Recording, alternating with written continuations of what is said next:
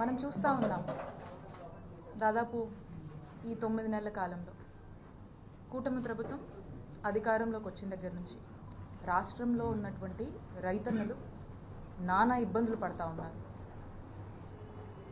అప్పులు చేసుకోనో ఏదో ఇబ్బందులు పడి వాళ్ళకున్న స్తోమతలో ఏదో ఒక పంట వేసుకున్నటువంటి రైతు పరిస్థితి ఈ రాష్ట్రంలో ఈ రోజున ఎలా ఉందంటే అది ఇక ఎటు కాలేక ఏమీ కాలేక ఈ ఇబ్బందులు పడలేక ఆత్మహత్యల వరకు కూడా దారి తీసేటువంటి పరిస్థితులు కూటమి ప్రభుత్వంలో ఏర్పడ్డటువంటి పరిస్థితులు ఈరోజు రాష్ట్రంలో నెలకొన్నాయని చెప్పి మనం చెప్పొచ్చు. ఎందుకంటే ఈ రోజున మనం చూసినట్టయితే రైతు బాధ మనం వర్ణించలేనటువంటిది. ఈరోజు రైతుకు మనం చూస్తే జగనన్న ప్రభుత్వంలో రైతుకు మిర్చి పండిస్తే ఎంత వచ్చేదండి? 25,000 నుంచి 28,000 వరకు వచ్చేది. ఈ రోజున పరిస్థితి ఏంటి? 10,000 నుంచి 12,000 వరకు వస్తుంది. రైతు పరిస్థితి ఏంటండి? అప్పులు చేసుకొని నానా ఇబ్బందులు పడుతూ పంట వేసుకున్నటువంటి రైతు పరిస్థితి ఏంటి? గతంలో చూసుకున్నట్టయితే జగనన్న ప్రభుత్వంతో పోలిస్తే ఇప్పుడు సగానికన్నా తక్కువ రేటు ఈరోజు రైతుకు అందుతుంది. ఏ పంట వేసుకున్నా సరే నష్టం నష్టం నష్టం. ఈ రోజున ఇలాంటి పరిస్థితిని అడ్రస్ చేద్దాము, ఈ పరిస్థితిని ప్రభుత్వం దృష్టికి తీసుకువెళ్దామని చెప్పేసి ex chief minister Sri YS Jaganmohan Reddy గారు ఏషియాలోని ద సెకండ్ లార్జెస్ట్ మార్కెట్ యార్డ్గా పేరొందినటువంటి మన గుంటూరు జిల్లా మార్కెట్ యార్డ్కి వచ్చి అక్కడున్నటువంటి వేల మంది రైతులు ఈ రోజున వాళ్ళ యొక్క గోడు వినిపించుకుందామని జగన్మోహన్ రెడ్డి గారిని కలుద్దామని చెప్పి అక్కడికి వచ్చినటువంటి రైతులు వారి యొక్క బాధ తెలియజేసుకుంటూ జగనన్న ప్రభుత్వం అప్పుడు మేము ఇంతో అంతో వలసపోయిన వాళ్ళం కూడా వెనక్కొచ్చి వ్యవసాయం చేసుకొని ఏదో ఒక పంట పండించుకొని మేము సంతోషంగా ఉన్నాం. ఈ 9 నెలల నుంచి వాళ్ళకు ఉన్నటువంటి దుస్థితిని వాళ్ళు జగన్మోహన్ రెడ్డి గారికి ఎక్స్ప్రెస్ చేస్తూ వాళ్ళకు జరుగుతున్నటువంటి నష్టం గురించి వాళ్ళు చెప్పుకుంటూ ఉంటే మరి ఒకవైపున రైతన్నలు వాళ్ళ సమస్యలు చెప్పుకొని గతంలో జగనన్న ప్రభుత్వం ఉన్నప్పుడు రైతు భరోసా కేంద్రాలు పనిచేశాయి. విత్తనం నుంచి విక్రయం వరకు కూడా మరి అలాంటి ఫెసిలిటీస్ ఒక సిస్టమ్ని తీసుకొచ్చి అవకాశాలు కల్పించి రైతుకు చేదోడుగా వాదోడుగా ఉన్నటువంటి జగనన్న ప్రభుత్వాన్ని కొనియాడుతూ ఈ రోజు ఉన్నటువంటి వాళ్ళ కన్నీటి గాథల్ని ఈరోజు జగన్మోహన్ రెడ్డి గారితో చెప్పుకుంటూ ఉంటే మరి ఈ కార్యక్రమాన్ని ముందుగానే ఇదొక ప్లాన్ చేసి ఈ కార్యక్రమం గురించి ఇక్కడ ఉన్నటువంటి ఆఫీసర్స్ అందరు నోటీసులు కూడా పెట్టి జగన్మోహన్ రెడ్డి గారు రైతులకు అండగా ఉండి వారి యొక్క బాధను ప్రభుత్వం దృష్టికి తీసుకువెళ్ళాలి, ప్రజలు సమస్యల్లో ఉంటే ఒక ప్రతిపక్ష నాయకుడిగా ఈరోజు జగన్మోహన్ రెడ్డి గారు గుంటూరుకు వస్తే ఏం జరిగిందండి చూస్తున్నారు మీరందరూ. పోలీసుల బాధ్యత ఏంటండి? కాన్స్టిట్యూషన్ పద్ధతిలో కూడా వాళ్ళు పనిచేయాల్సినటువంటి అవసరం పోలీసులది. ఈరోజు కేవలం ఒక టీడీపీ పార్టీ కోసం పనిచేస్తున్నట్టుగా వాళ్ళ యొక్క వైఖరి ఈరోజు మనకు అర్థమైంది. ఈ రోజున ఒక ఎక్స్ చీఫ్ మినిస్టరు దాదాపు 40% కన్నా ఓట్ షేర్ ఉండి ఒక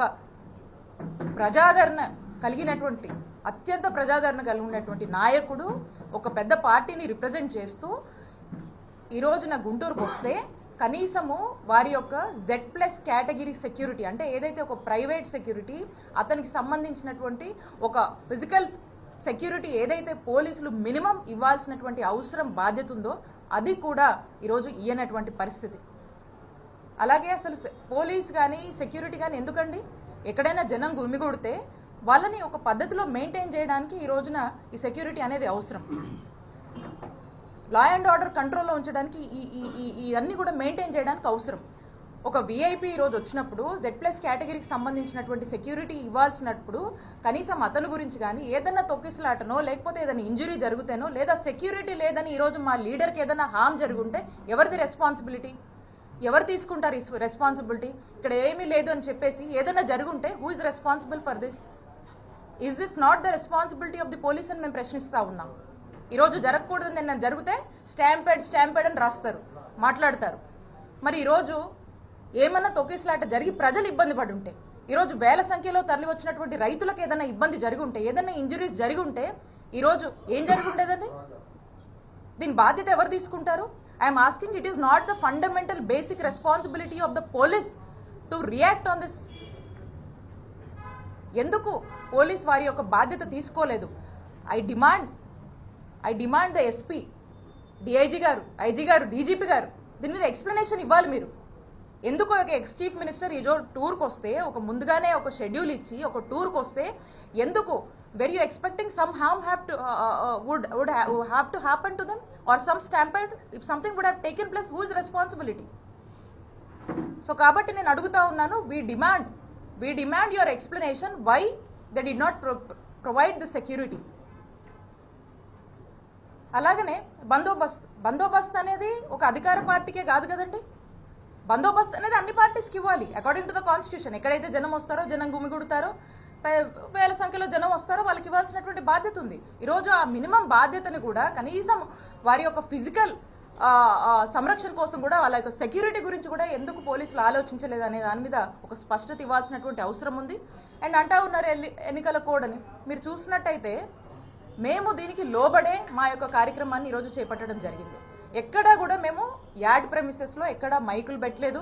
మేము ప్రెస్ మీట్ కూడా మీడియా వాళ్ళు అందరూ కూడా వచ్చారు, పొద్దున్న చాలా మంది వచ్చారు ఇక్కడ ఉన్న వాళ్ళు. మీరు అందరూ కూడా చూస్తే మీడియా మైక్స్ కూడా అవుట్ ఆఫ్ ది యాడ్, అంటే బయట మనం ప్లాన్ చేసుకున్నాం, బయట పెట్టడం జరిగింది. మీడియాని కూడా జగన్మోహన్ రెడ్డి గారు బయట యాడ్ ప్రెమిసెస్లో అడ్రస్ చేయడం జరిగింది. ఎక్కడ కూడా వైలేషన్ లేదు.